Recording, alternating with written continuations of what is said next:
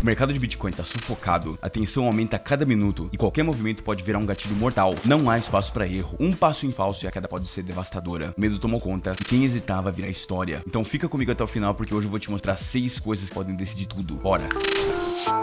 Fala pessoal, sejam muito bem-vindos a mais um vídeo aqui do Coin Talk Brasil. Eu me chamo Nicolas e hoje eu vou te mostrar 6 coisas que vão definir o futuro do mercado. Começando aqui analisando o estado atual do Bitcoin e essa recuperação incrível que ele passou nos últimos dias, né? Ele se encontra atualmente no preço de 114.147. Só hoje ele aumentou em 1,73%, mas se a gente for analisar quanto ele cresceu desde a última queda, foi um aumento de 4,80%. Isso é muito bom. Está mostrando uma força após recuperar níveis técnicos bem importantes. A situação atual é que o preço ele superou o nível de 50% do Fibonacci da recente tendência baixa. A análise técnica mostra que o suporte imediato ele tá aqui nessa faixa entre os 112.400 para 112.500. O volume diário ele tá em 742 bitcoins, sinalizando uma leve melhora na atividade do mercado. E o que a gente consegue tirar disso é que essa recuperação ela sugere que os compradores eles voltaram a atuar de forma mais consistente após a recente correção. A superação da zona do Fibonacci indica uma potencial mudança de momentum, mas a consolidação acima de 112.500 mil será o verdadeiro teste para validar uma reversão. Caso ele consiga romper essa barreira, os próximos alvos técnicos ficam em 115 mil ou 118 mil. Por outro lado, se ele falhar, a gente pode ver uma nova correção em direção a 110 mil. O mercado ele segue sensível tanto a fatores macroeconômicos quanto aos fluxos de ETFs de Bitcoin, que tem desempenhado um papel central nos últimos movimentos. E por falar em ETFs, essa é a primeira coisa que eu queria mostrar para vocês. Esse gráfico ele mostra o indicador de Coin Days Destroyed, o CDD, combinado com o fluxo de ETFs e o preço do Bitcoin. O que esse gráfico significa? Essa parte verde aqui ela indica a soma de 30 dias do ETF Net Flow, que é a soma total do fluxo de 30 dias das entradas e saídas de ETF. Valores positivos indicam compras líquidas e negativo saída. Essa linha azul é o preço do Bitcoin e os pontos vermelhos são os CDDs, que é sinal de distribuição. E o que eles indicam é justamente o período em que muitas moedas antigas, que foram seguradas por muito tempo, foram movimentadas, sinalizando distribuição por parte dos holders de longo prazo. O que a gente consegue tirar disso? Quando moedas estavam paradas por muito tempo, são gastas. Valores altos quer dizer que os holders antigos estão vendendo ou distribuindo. Valores baixos, os holders antigos seguram, seguem acumulando. O contexto atual, aqui de setembro, indica que o CDD caiu bastante, ele está próximo de zero. Isso basicamente quer dizer que as moedas, as mais antigas, não estão sendo movimentadas em massa, sugerindo confiança dos holders de longo prazo. Os fluxos de ETFs, que é essa zona verde aqui, ó, também estão numa região neutra para negativa, o que mostra pressão de saída ou retração de demanda institucional. Mesmo com quedas recentes do preço, não houve ainda um grande sinal de capitulação dos long-term holders. Agora, uma coisa que a gente tem que ter em mente é que quando o CDD fica muito baixo, como agora, historicamente, isso quer dizer que holders experientes estão quietos e não vendendo suas posições. Isso costuma acontecer próximo a fases de fundo ou acumulação no mercado. Em resumo, o gráfico ele sugere que o mercado ele pode estar numa fase de transição para acumulação, já que os long-term holders estão inativos em termos de venda. Isso dá um suporte à ideia de que o fundo pode estar próximo, embora os ETFs ainda não mostrem retomada de entradas fortes. A segunda coisa que eu queria mostrar para vocês é o Bitcoin Liquidation Heatmap das últimas 24 horas, ou seja, é um mapa de calor que mostra as liquidações que aconteceram no Bitcoin nas últimas 24 horas. Ele está mostrando aqui essas zonas críticas de liquidez alavancada em que o mercado pode buscar nos próximos movimentos. A de 114 mil é um grande cluster de liquidez acima do preço, possível alvo em caso de short squeeze. Já nessa zona de 111 para 110 mil, a área densa de liquidação está funcionando como um imã de curto prazo, e nessa hora de 108 para 109 mil, tem maior concentração, sugerindo que se a pressão vendedora aumentar, esse nível pode ser testado como flush zone. De modo geral, o mapa ele indica que o Bitcoin está preso entre bolsões de liquidez, em cima e embaixo. Se os compradores ganharem força, podem forçar liquidações em 114 mil, impulsionando o preço rapidamente. Já se os vendedores pressionarem, o fluxo pode acelerar em direção à zona de 110 para 108 mil, onde o risco de cascata de stops é muito maior. Vamos agora para o número 3, que é o Bitcoin Net Flow, que mostra de forma clara que, no momento, os compradores estão dominando nas exchanges centralizadas. O Net Flow de 30 dias continua negativo em torno de menos 170 mil bitcoins. Isso significa que ao longo do último mês, aproximadamente 170 mil bitcoins saíram das exchanges, quer dizer que mais bitcoins foram retirados do que depositados. Esse movimento é um forte indicador de acumulação, já que moedas retiradas tendem a ser guardadas em carteiras frias, que a gente chama de cold storage, reduzindo a oferta circulante no curto prazo. Basicamente, isso quer dizer que os fluxos positivos que estão em rosa aqui em cima é a dominância vendedora, ou seja, mais Bitcoin entrando nas exchanges, aumentando a pressão de venda. Já os fluxos negativos, que são essas regiões verdes aqui, ó, a dominância de compradores, ou seja, mais Bitcoin saindo, reduzindo a oferta disponível para venda. Atualmente, estamos em um ciclo de buyer dominance, semelhante a outros momentos históricos que antecederam movimentos de recuperação de preço. Agora, um ponto de atenção é que apesar do sinal positivo de acumulação, ainda é importante observar o comportamento do preço frente a essa saída massiva. Se o preço não reagir positivamente, pode sinalizar fragilidade de demanda e as condições macroeconômicas e o fluxo de ETFs, que podem alterar dinâmicas de curto prazo. Em resumo, o mercado está com compradores assumindo o controle no C-Axis, o que reduz reduz a oferta disponível, que pode criar suporte estrutural para o preço de Bitcoin. Agora, com o número 4, a brincadeira começa a ficar séria. Esse gráfico, ele ajuda a gente a analisar o comportamento dos whole coiners, que são pessoas que possuem um Bitcoin inteiro. Então, já dá pra imaginar, né? O gráfico mostra os inflows de whole coiners em exchanges, especialmente na Binance. E esses inflows atingiram as mínimas do ciclo. Os principais pontos é que na Binance, os depósitos de whole coiners, que chegaram a quase 11.500 Bitcoins em média anual em novembro de 2023, caíram agora para cerca de 7.000 Bitcoins, uma nova mínima do ciclo. O mesmo movimento aparece em outras exchanges de 45.000 Bitcoins em maio de 2024 para 30.000 Bitcoins hoje. Isso significa que menos Bitcoins de whole coiners estão sendo enviados para exchanges, reduzindo a pressão vendedora imediata. Basicamente, uma queda nos inflows quer dizer convicção de holds. Os whole coiners, eles estão menos propensos a vender, reforçando a narrativa de forte crença de longo prazo. Outra coisa que a gente consegue entender é que alta nos inflows significa realização de lucros ou redução de risco. Se no futuro vimos um aumento repentino nos depósitos, pode sinalizar preparação para vendas. Outra coisa é a escassez estrutural. Cada vez menos pessoas conseguem adquirir um Bitcoin inteiro, o que aumenta o peso simbólico e econômico desse grupo. Agora, o que se implica no mercado é que a queda nos inflows reduz a oferta disponível em exchanges, que dá suporte estrutural no preço. No entanto, se o mercado ele entrar em stress, um aumento nos inflows poderia sinalizar uma pressão de venda vinda justamente dessa faixa de holders convictos. Em resumo, os whole coiners estão segurando com força, e isso reduz o risco de venda imediata, mas vale monitorar atentamente. Se eles mudarem de comportamento, o impacto no mercado pode ser rápido e avassalador.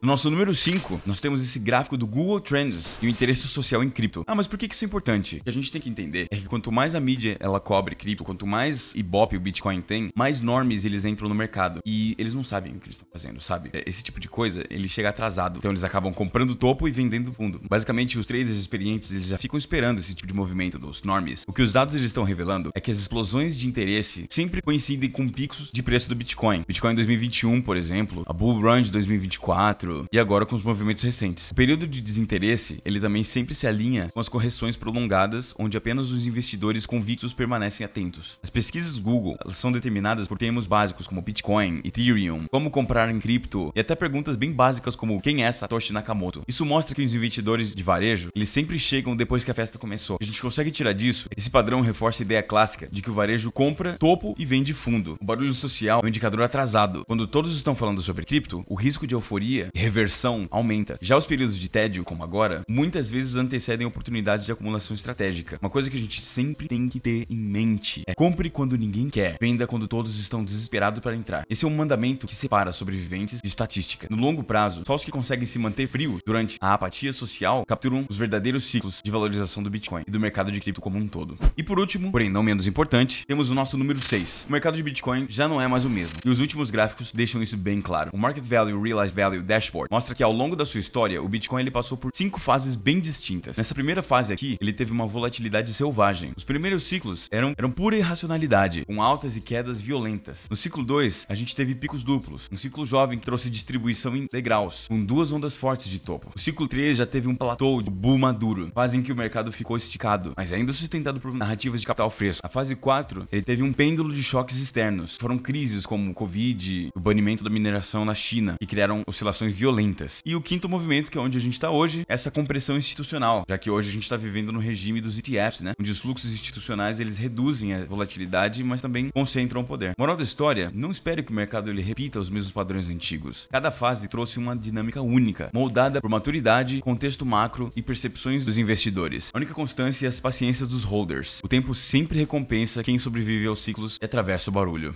Então é isso, gente. Espero que vocês tenham gostado. Muito obrigado se você assistiu até aqui. Não esqueça de deixar o seu like, se inscrever no canal e ativar o sininho, que isso ajuda muito no engajamento. Então é isso. Te vejo no próximo vídeo e tchau, tchau.